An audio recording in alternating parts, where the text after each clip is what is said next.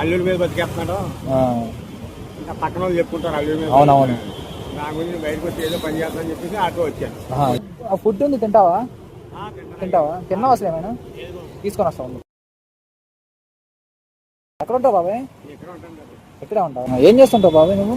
మామూలుగా lorry driver అండి. మరి ఇక్కడ ఎందుకు ఇలా ఉన్నారు? ఫ్యామిలీ కానీ ఎవరు లేరా? మా ఆవిడ కాలం చేసింది.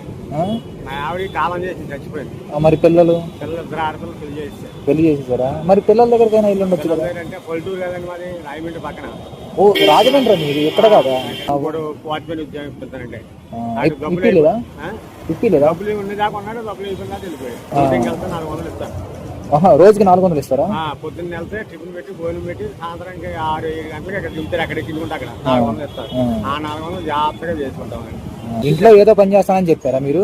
పనికి వెళ్ళి వస్తున్నామో వాచ్ అని చెప్పేసి ఇంటికి పక్కన వాళ్ళ దగ్గర వచ్చేసి వచ్చాను.